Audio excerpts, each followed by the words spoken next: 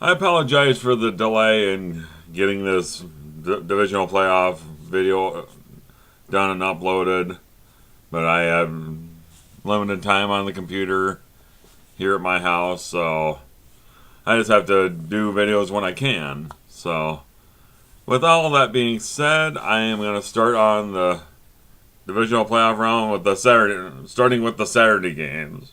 So, start right now. All right, the first of the Saturday matchups is a rematch from Week 15 between the Denver Broncos and the Baltimore Ravens. Denver won that first matchup 31-17 in Baltimore, but that was it was a pretty close game up until halftime when Joe Flacco threw an ill-advised pass, which was intercepted by Chris Harris and taken back the other way 98 yards for a pick six. And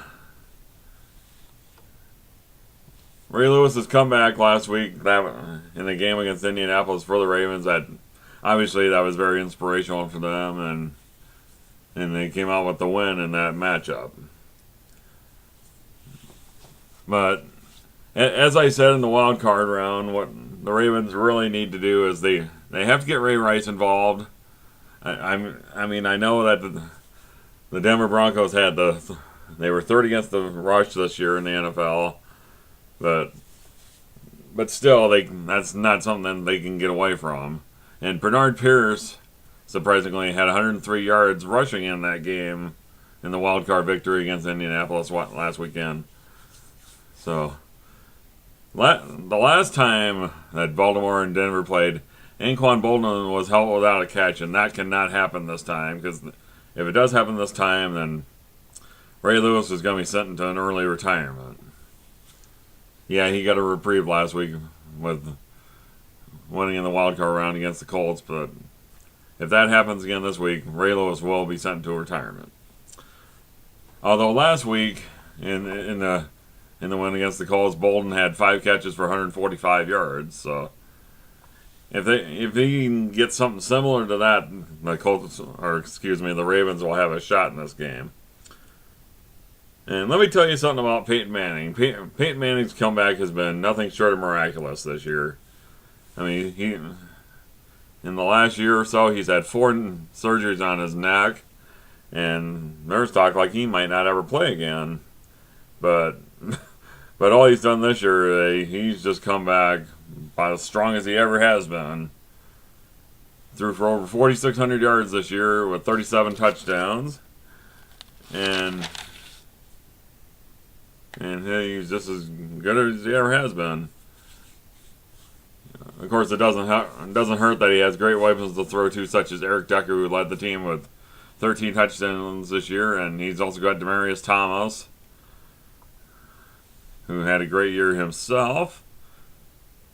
Then when he does go to the tight end, he can throw it to Joel Dreesen, who is a former Colorado State alum, and he had a pretty decent season himself. But as far as the Broncos' running game, Wells McGahee was hurt earlier in the year, so it's kind of been running back by committee, mainly with Noshawn Moreno, who was inactive most of the first half of the season. Then also Ronnie Hillman from San Diego State. He's played some, and Lance Ball's even played a little bit. So the thing is, for the Ravens to have any shot in this matchup, Joe Flacco's going to have to get great protection from his offensive line. But that's easier said than done when you're going against a defensive line that has Von Miller and Elvis Dumerville in your front 7. So, but I think Flacco's going to be forced into a couple of mistakes, and in that high altitude in Denver, I think that's going to be too much for the Ravens to overcome, and Ray Lewis will be sent to retirement, because I believe the Broncos are going to win this game 31-14, and they will be hosting the the AFC Championship next weekend. All right, then the Saturday night matchup will be a rematch from Week 1 this year that was held in Lambeau Field. This time we're going out to the Bay Area as the Green Bay Packers travel to San Francisco to take on the 49ers. 49ers won the Week 1 matchup 30-22 in Lambeau. Alex Smith was the starter in that game, but he was replaced mid-season by Colin Kaepernick, the second-year player out of Nevada. And he's been nothing short of, he has been very solid, and he brings a different dimension than what Alex Smith brings. As Colin Kaepernick he's a very fast quarterback. He can scramble. He's very accurate, and if the Niners want to have a repeat performance of Week 1, he's gonna need to have a great game, and they're really gonna need to get Frank Gore involved in the running game and in the passing game as well. Michael Crabtree has really flourished ever since Kaepernick became the starter. Last week he had a touchdown reception, and overall he's turned into their number one receiver. Also, another huge statement to make in this game will be if Justin Smith can play. He's had a tricep injury, but if he can play, that really helps out the 49er defensive line, as well as it'll help out the linebackers as well.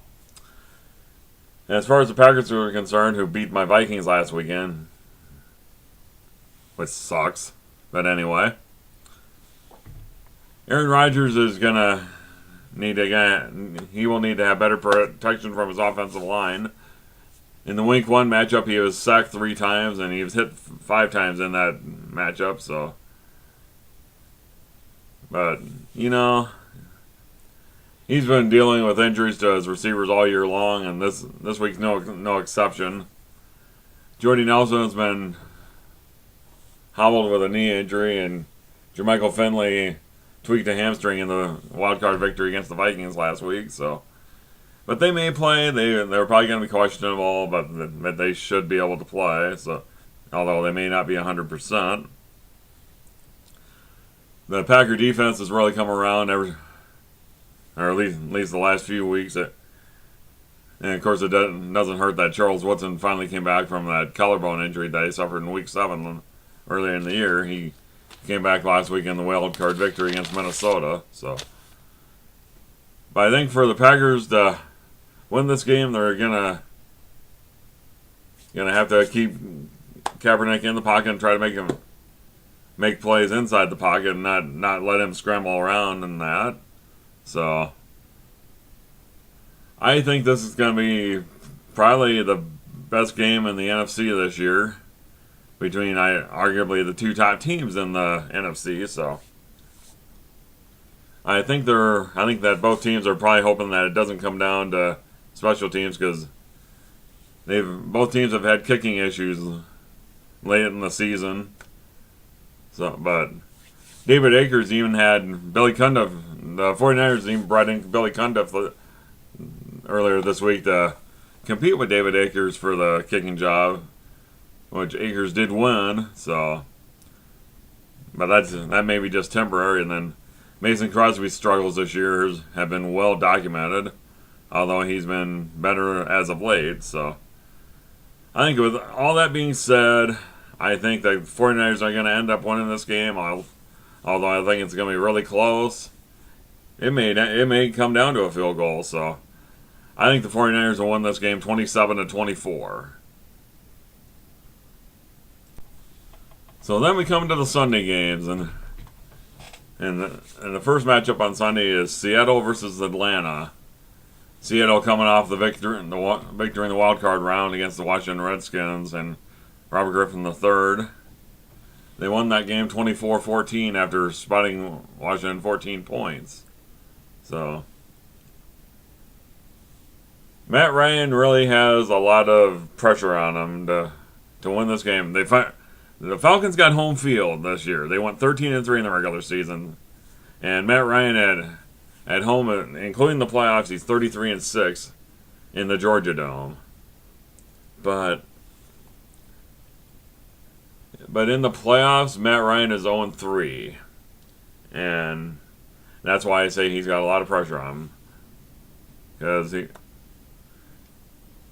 is starting to become one of the elite quarterbacks in the NFL, but he still has not won a playoff game, and until he does that, he doesn't really have a leg to stand on as far as being an elite quarterback. He's a very good quarterback, don't get me wrong here, but he needs a playoff victory to kind of elevate himself into that elite status of quarterbacks in the NFL. But I'm going to talk about Russell Wilson. He's really improved on the road late in the season after struggling on the road, like in the early part of the year, where he only threw 4 touchdowns against 8 interceptions. But in the last 4 games on the road, he's thrown 6 touchdowns against no interceptions. So he's really cleaned up that part of his game. And as far as the Seattle running game, the Falcon run defense is not the greatest in the world, so you can expect beast mode, Marshawn Lynch, and Russell Wilson when he does scramble. They should be able to get plenty of yards on the Falcon defense. So, and when the Falcons are throwing the ball, they're throwing against arguably the best secondary in the NFL. When you have corners like Richard Sherman, who's become one of the top shutdown corners in the league on one side, and then you got Brandon Browner on the other side.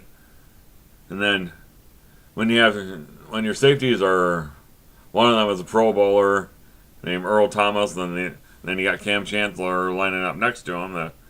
It's a really tough secondary to throw on. Although Matt Ryan does have weapons such as Roddy White and Julio Jones and the future Hall of Famer tight end and Tony Gonzalez. So, but they're going to need to come up big in this game because Falcons haven't had much of a running game this year. Because Michael Turner he's been pretty much a shell of his former self, and he was on my fantasy team this year, so I know full well how badly he's struggled. Ugh.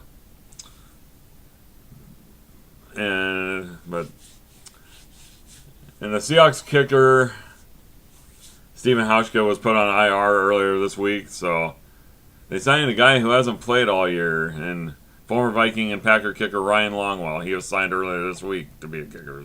So, yeah, what a nice situation to come into. You're coming right into the playoffs. You haven't played all season, so it's a nice situation to come into. As far as what I think is going to happen in this game, I believe that Seattle is going to keep the ball rolling on the road, and Matt Ryan's still going to be looking for playoff victory number 1. As I think the Seahawks will win this game by the count of 24-20, and they will be going to San Francisco next week for the NFC Championship. And finally, the late game on Sunday, which is another rematch from Week 14 on Monday Night Football, between the Houston Texans and the New England Patriots. In that Week 14 matchup, Houston came into the game 11-1, and they got thoroughly trounced in that game in Foxborough by the count of 42-14. And Rob Gronkowski did not play in that matchup, but he will be in this matchup for sure. And all that does is give Tom Brady another weapon in which to work with. And what I said last week in the Texans wildcard victory against the Cincinnati Bengals, that they needed to get Aaron Foster going in that game, which they did, and they're going to have to do it again this time. Although in the last matchup, the Texans couldn't get the running game going so much in that game because they got down early and they were forced to throw the ball in. So, but if they can get that, if Foster can get his yards in this game, they may have a slight shot in this game, but I just think that Tom Brady has too many weapons, especially with Gronk coming back. And then when you figure he's got Aaron Hernandez to throw to, he's got Brandon Lloyd to throw to, Wes Welker. When Danny Woodhead comes in the game, he can throw it to him too out of the backfield. I think Arian Foster will have a better matchup, or excuse me, I think he will have a better game in this matchup, but I think Brady and the Patriots are going to be too much for them. Once again, I believe the Patriots are going to win this game by the count of 31-14, and what that's going to do is set up another showdown in the AFC Championship between Peyton Manning and Tom Brady. Denver against New England, and for the right to go to the Super Bowl. So that's what I think is going to happen there. And join me next week as I will preview the AFC NFC Championship games and tell you who I think is going to go to the Super Bowl. So, with all that said, this is Marvelous Mark from the Off the Rope Show, talking football this time. And let me know your comments down below and tell me who you think's gonna come out of the divisional round of the playoffs. And I will talk to you later. Goodbye. See ya.